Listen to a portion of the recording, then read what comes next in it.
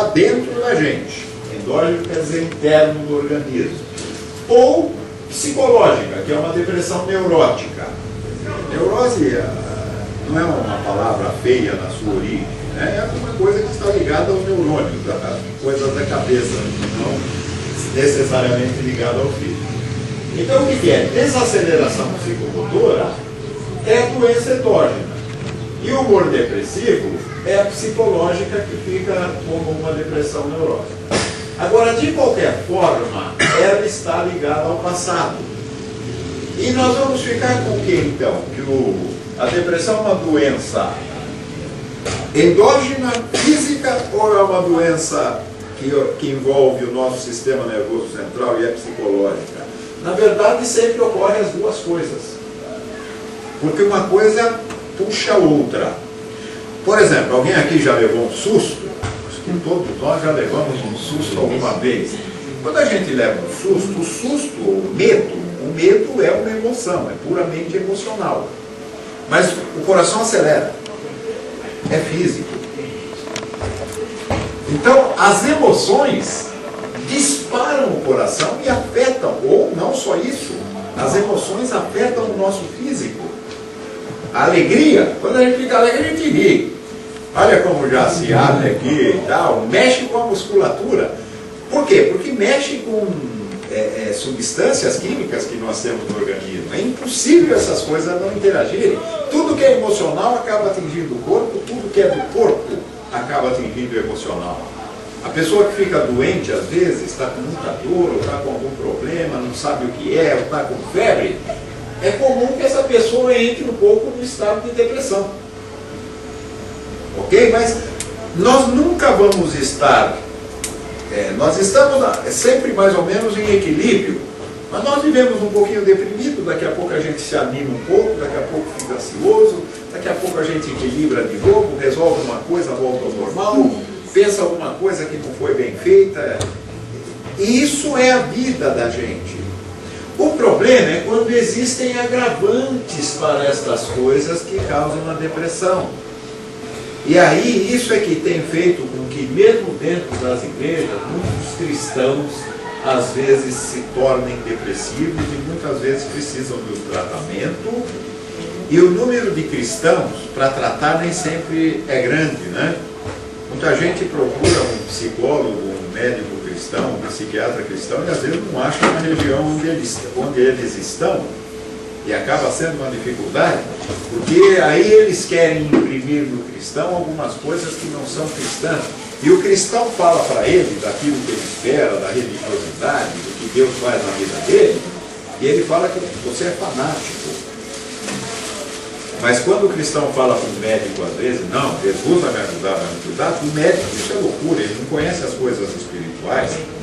E lá na carta aos Coríntios, né, 1 Coríntios, capítulo 2, Paulo explica para nós, olha, você querer explicar coisas para quem não é espiritual é loucura. A sabedoria de Deus é loucura para aqueles que não têm o Espírito. Então acaba havendo conflito quando nós achamos alguém que não é cristão e queremos que ele nos trate segundo a nossa fé, segundo as nossas crenças, segundo os nossos entendimentos cristãos. Mas uma das coisas que eu destaco aqui, nessa questão que pode agravar a questão depressiva, é a culpa. A culpa é um problema seríssimo. E a culpa, eu não tenho como curar isso aqui, nem na psicologia, nem na medicina. A culpa a gente cura com perdão. Falei, então isso aqui é uma coisa interessante. O perdão é um excelente remédio para a culpa. E a pessoa que se sente culpada, ela tem dificuldades em se ajustar e manter o organismo ativo, manter as substâncias que existem no nosso cérebro, no nosso sistema, que são estimulantes, que nos deixam bem, que nos dão prazer, que nos dão alegria. Isso tudo está ligado à nossa química, ao nosso corpo. E a culpa, ela faz com que a gente fique quieto, retirado, apreensivo. E às vezes existem cristãos que têm culpa porque ainda não aceitaram na totalidade o perdão que Deus deu através de Jesus Cristo, do sangue de Jesus. O sangue de Jesus Cristo purifica de todo pecado. Tem cristãos que acham que por qualquer coisinha estão pecando quando os pecados já estão perdoados. Tem cristão que acha que não pode ficar com raiva, que raiva é pecado. E raiva não é pecado. Raiva é uma emoção. Se você ficar com raiva, você vai ficar com raiva. Agora, o que é que você vai fazer com essa raiva é que o cristão pode fazer diferente daquele que não é cristão. Se eu fui perdoado, eu perdoo. Deixa eu ver aqui uma pessoa mais pesada. Quem que você acha que é mais pesado aqui? Eu acho que ele é pesadinho. Você não é gordo não, mas ele é pesadinho. Começa o Jonas, dá uma pisada no meu pé. Vai saber. Ó, o Jonas pisou no meu pé. O Jonas pisou no meu pé. Isso é um fato, ele pisou no meu pé. Se eu não tomar cuidado, eu posso ficar com raiva dele. Mas ele só pisou no meu pé. Isso não é, isso pode me dar raiva, mas vai dar raiva se eu pensar, o Jonas pisou no meu pé de propósito. Se eu pensar assim, eu já começo a ficar com raiva. Não é verdade? Agora, se na mesma hora que ele pisou, eu pensar, ele não viu, pisou sem querer, a minha raiva já, eu mesmo que tenha pisado no calo e que tenha doído. Mas mesmo assim, isso ainda não determina o que eu vou fazer. Tem gente que já pisaria no pé dele também. Ou então alguém já ficava olhando para ele, esperando ele pedir desculpa. E se eu fico esperando alguém me pedir desculpa, e ele não pede, eu fico esperando, a raiva vai aumentando. E a raiva vem de dentro, a raiva não veio de visão, a raiva vem de dentro. Então, eu é que faço a raiva, do tamanho que eu quero. E se eu quiser que ele me peça desculpa, às vezes a pessoa não aceita, que foi pisado, a melhor coisa que tem para não ter culpa e não ter problema é pensar já e perdoar, porque ele pisou sem querer. Eu falei isso outro dia, eu falei, e se ele pisou porque quis? Eu falei, é problema dele, não é meu.